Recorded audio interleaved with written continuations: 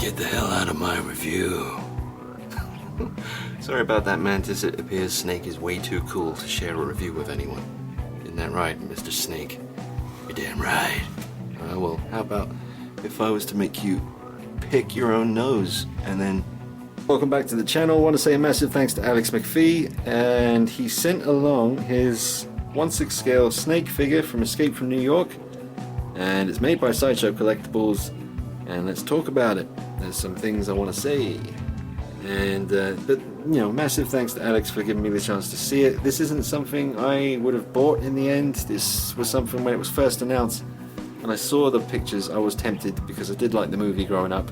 Not massively, not like Terminator and Predator and stuff like that, but certainly I did like this movie because I like those kind of films like this, Surviving the Game, Judgment Night, Dread, films where someone is put in a situation where it seems kind of, you know, there's no way they're going to get out of it alive. Those, you know, plenty of them in the 80s, some in the 90s and some now. But definitely Escape from New York, one of those first ones like that. Not the first, but definitely one of the best, one of the cult classics. So yeah, thank you Alex for giving me the chance to see it, because I would not have bought this myself, to be honest, but I am looking forward to doing the showcase video on it, trying to capture that 80s vibe, and just, you know, try and do a good job for you, give it the night vision treatment. Let's talk about the jacket. In the film, this coat is, or the jacket, sorry, is very weathered.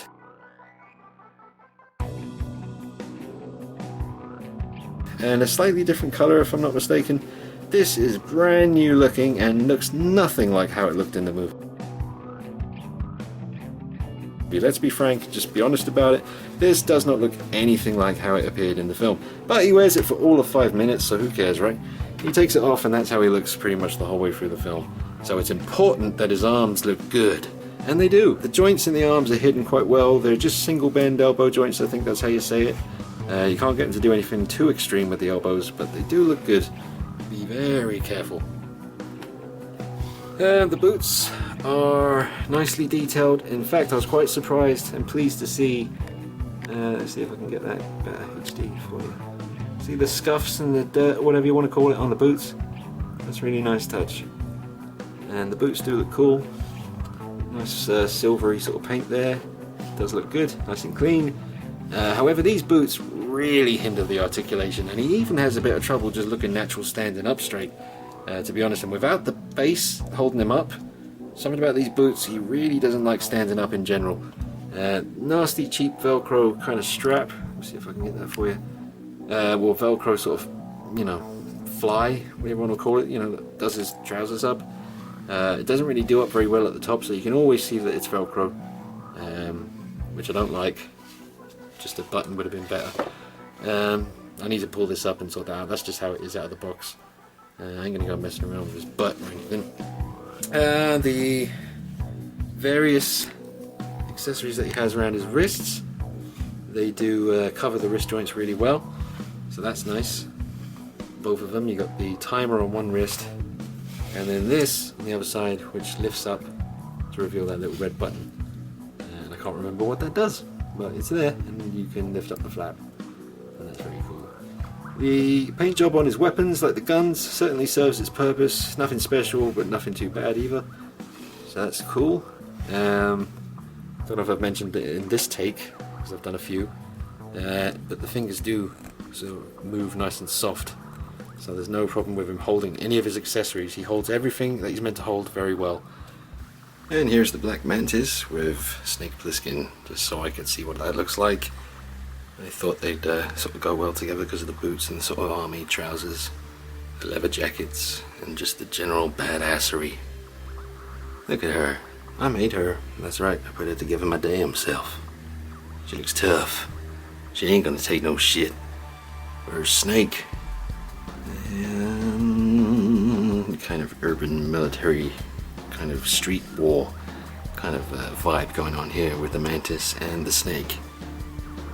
Yeah, two badasses taking names. Yeah, look at that. Huh? That's right. I'm just gonna back up. Just gonna back up off it. Let you guys suck that up. Yeah. Ooh. The base is simple. Escape from New York in black, on black. so that's quite cool.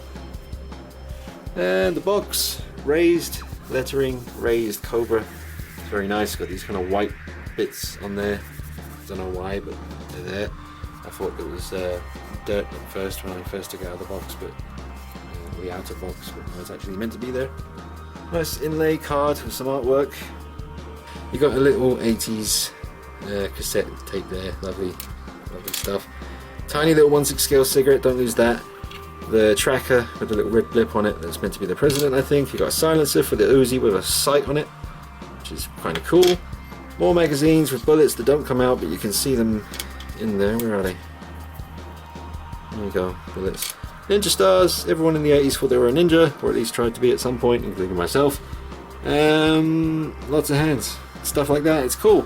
It's a nice piece. Looking forward to working with it. I don't think the head sculpt is 100% Kurt Russell at all. I think it's yeah, certain angles, like right there, looks kind of like him. Obviously if you turn it all the way to the side and just see the eye patch, it's going to look more like him.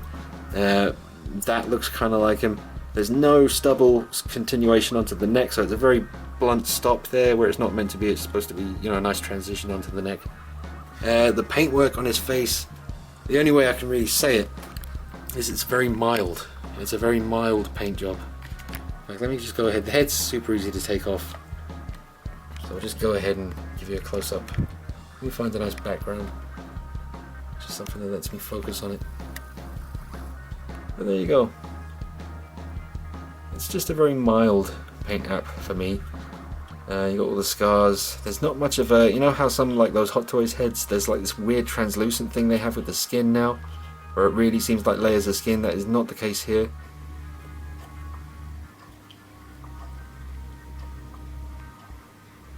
Yeah, there you go. Snake Plissken. Check out all the angles. See what you think. Some angles look more like him than others. There you go.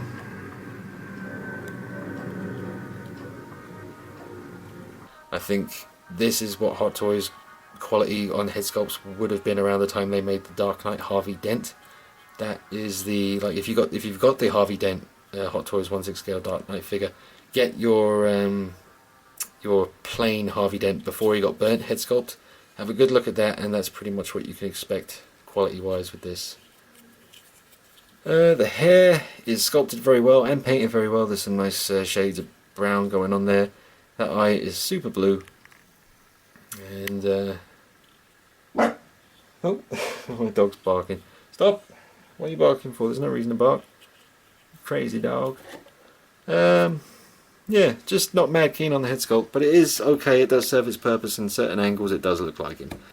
Doing a pointing pose. He's pointing at you, letting you know he's Snake.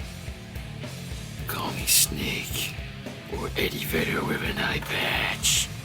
It does look like Eddie Vedder with an eye patch. Right there. Anyway, there's Snake Plissken.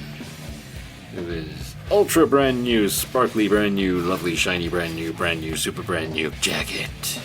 What can I tell you? I mean, my gut instinct, or whatever you want to call it, my gut reaction is that it's a good figure, but with a bit of a flawed likeness and not incredible paint apps by today's standards, but definitely serves its purpose if you're a big fan of the film. But look at his stubble. It's not gonna. My camera's not good enough to really pick that up well, but that's what stubble should look like. And this is just kind of, dare I say, Barbie Ken kind of territory. I don't know, but that's how I feel. I think that looks like a real guy.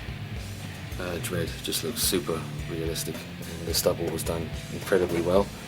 And this just doesn't hold up to that at all. But with a little custom work, maybe we can heighten the sort of reality of it. I don't know if you even want to bother doing that, but I'm just saying, next to something like Dredd, just doesn't hold up paintwork wise. But I'm looking forward to working with it. I'm looking forward to doing the showcase video. I want to say a massive thank you again to Alex for giving me the chance to see this figure in person.